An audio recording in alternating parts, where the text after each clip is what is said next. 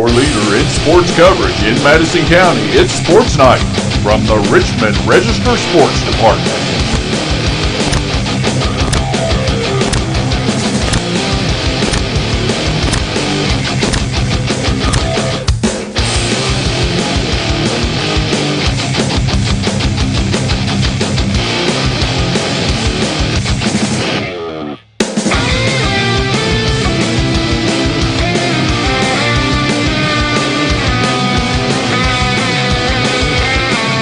Find out the latest Madison County sports information from Richmond Register sports editor Nathan Hutchison, coming up next.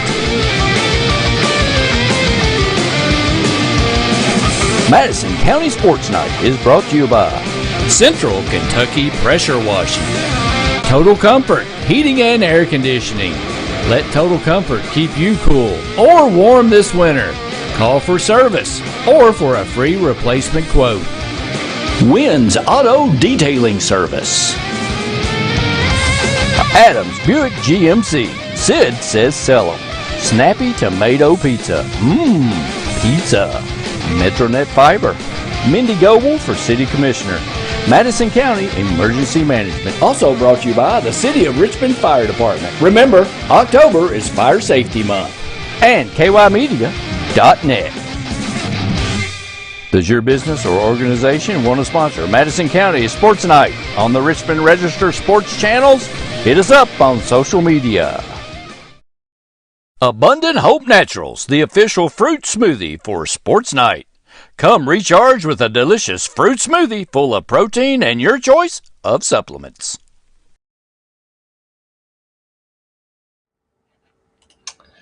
Welcome into Madison County Sports Night Live for Friday, October the 21st, at least for the next 24 minutes. We are live here from the Richmond Register offices on Big Hill Avenue, Friday night football in the Bluegrass. And unfortunately, folks, don't really have much good to tell you about tonight, to be honest.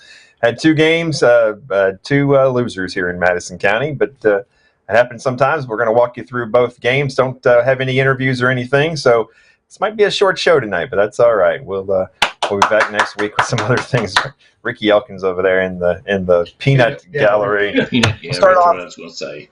Yes. Yeah, eating some snappy tomato pizza. Yeah, he's eating the rest of the pizza we had for him. Good. I'm glad somebody enjoys it. Good pizza. We yet to watch Rick will have to go back and watch the show and the random guy.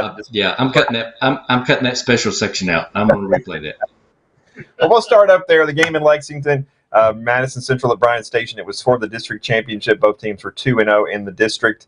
And Madison Central really came into this one banged up, had a bunch of people out of the lineup with some injuries. And then right off the bat, Travis Grant got hurt. Cody Maggart got hurt. Jaden West was slowed for a while. And it really just the shorthanded Indians got even more shorthanded as the game went on.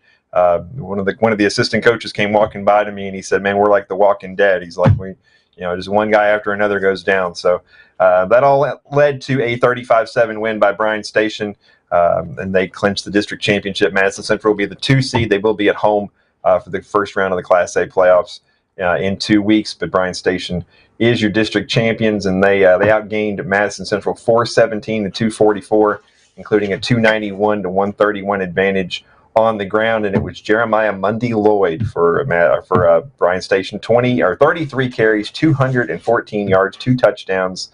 He led the way. Trenton Cutright, the quarterback, 9 of 16 with 2 touchdowns, and J.T. Haskins Jr. had 2 touchdown catches as well. It was tough sledding for Madison Central on offense. Brady Hensley, 21 carries, 88 yards. Hagan Harrison, the quarterback, 11 of 17, 1 touchdown, 1 interception, 113 yards. Jaden West, 6 catches, 45 yards, no touchdowns. And J.T. Haskins got Bryan Station on the board in the first quarter with a 34-yard touchdown catch. Then he had a 9-yard touchdown catch in the second. And then in the closing seconds of the first half, it was Trenton Cutright on the 25-yard run, and it was 21-0. Parker Mullins with the only touchdown for Madison Central. It was a ball that actually deflected, and he was back there in the end zone and was in the right place at the right time. That was with 3:02 left in the third quarter. That gave Central a little bit of life, made it 21-7, but that was as close as they would get as Jeremiah Mundy Lloyd scored twice in the last 13 minutes or so of the game. 7-2 on the season, 2-1 on the district for Madison Central. They'll wrap up the regular season next week at home against a really good Southwestern team. So Eagles really need to get healthy, and it's the wrong time of year to be banged up. But I'm sure the training staff and everybody will get on it, and they'll get back at it. So rough night for Madison Central up in Lexington. And a very interesting game over in Frankfort, to say the least. It was Berea Community and Frankfort playing for the number 2 seed in their district. The winner would be the number 2 seed and host a first-round playoff game. The loser, the number 3 seed, and be on the road for the first round of the playoffs. And this one had a little bit of everything. We had field goals, safeties, all kinds of crazy plays. But in the end, it was Frankfort picking up the 44-26 win over Berea. Dropping the Pirates to 3-6, 1-2 in the district, and it was, of course, just another great performance from Yamel Cruz. We're getting used to that. 3 touchdowns, 2 rushing, and 1 on a punt return. But it kind of went back and forth early. It was 6-0 Frankfort. Then it was Yamel Cruz had a 81-yard touchdown run. It was 7-6. Then there was Frankfort had a safety to go up 8-7.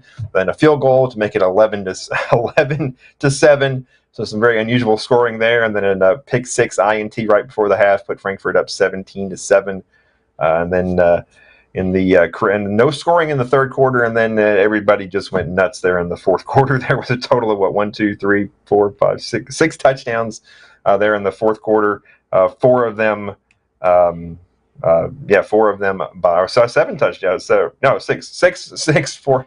Geez, I can't add. 1, 2, 3, 4, 5, 6. 6. I need a calculator. Yeah, I need a calculator. 6 in the fourth quarter. Actually, 3 by each team there, but crazy. It was Frankfurt went up 23-7 on the first play of the fourth quarter. Then it was Isaiah Dorsey with the 20-yard touchdown catch, and Yamel Cruz with a 46-yard punt return. And all of a sudden, it was 23-20. Berea was right back in it, but then Frankfurt had a nice long drive, went back down and scored a touchdown. And then had got a touchdown and a couple more there to a lot of flags. Push it out in a game that had a lot of flags and a lot of craziness and everything like that. But Berea falls to 3-6, 1-2 in the district.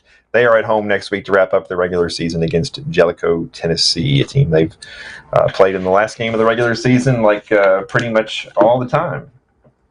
And so that's how that goes. So not a great night for the football, but great thing is it's regular season. There's another week, so we'll just come right back on and keep on going. So, but yeah, three more touchdowns for Yamel Cruz. He's having a great year, and just kind of wish Berea had not played host to a home playoff game since 2000. That would have been really cool, but it's all right.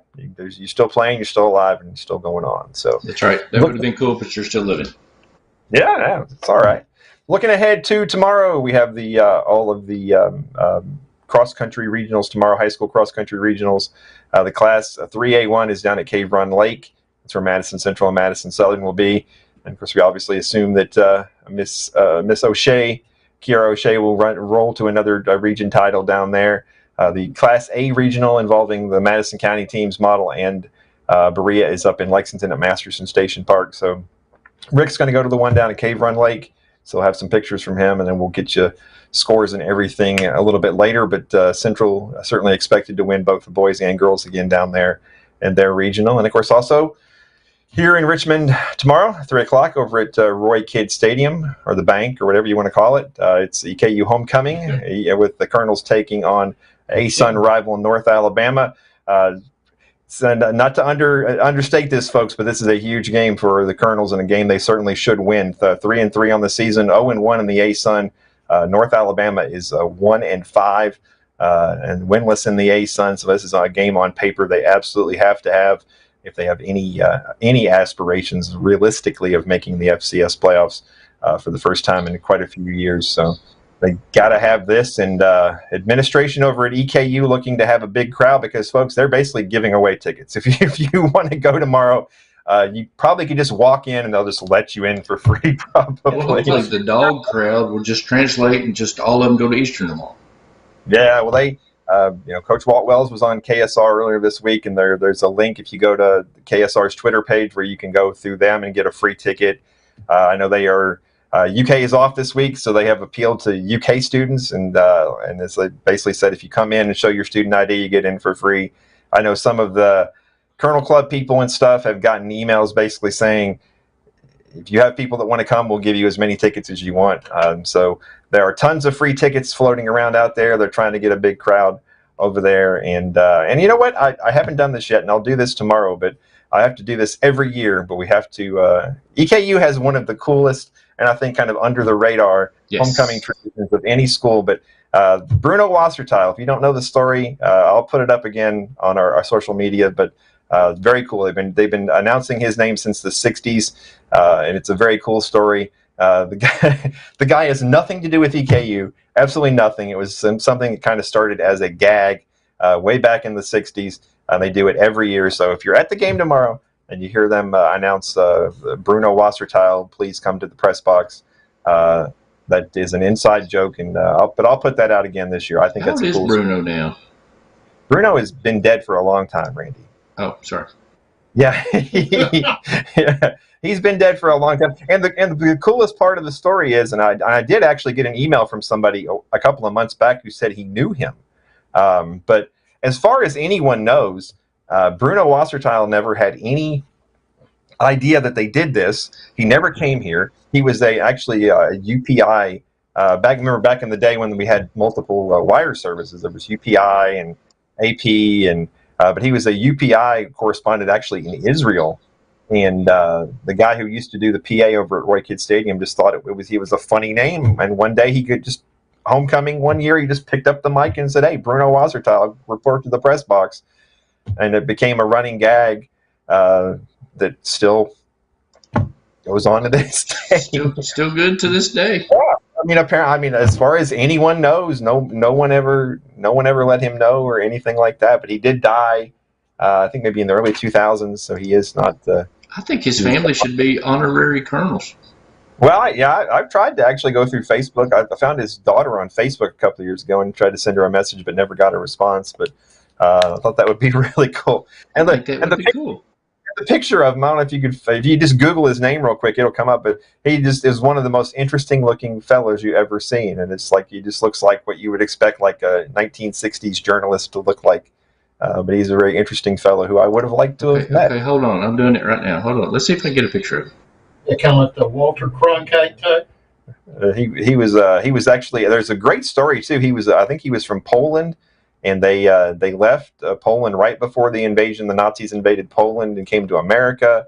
And he was a UPI correspondent over in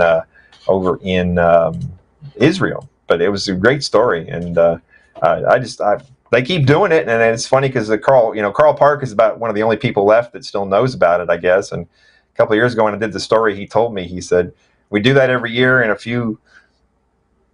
we get a few people laugh and whatever, and most people just go, "What? Huh? What was that?" So it's kind of a cool under the radar little thing. Any luck? Yeah, actually, okay. Let me call him up. Hold on. Go to our website. He's a very debonair character here. Yeah, I like it. Okay, here we go. Hold on. Watch this. Every year. Put him in here for you. Is the UPI wire service still around? I don't think so. I didn't know. I done some work for him back in my days, but That's him. well, See, there's Bruno.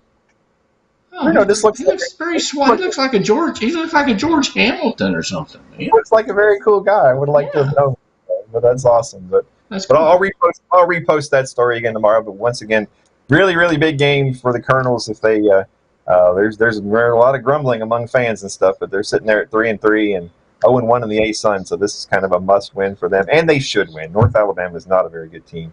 This is a team they should beat. But 3 o'clock at Roy Kidd's Bank, and then win it for Bruno. You can watch it on ESPN Plus as well, or listen to Greg and Jim Tyree on the 100.7. The Coyote. no. You go to the dog tonight. Yeah, Did you go to the family dog tonight, Randy? I did not make it. I was too late. The line was too long, and I don't know. I told him I visited in high school. The place wasn't really open. It was just you could just go through it and look is all it was. Yeah, they just opened it up for you to take it to a tour. And, so it actually wasn't like it was open as a bar. No.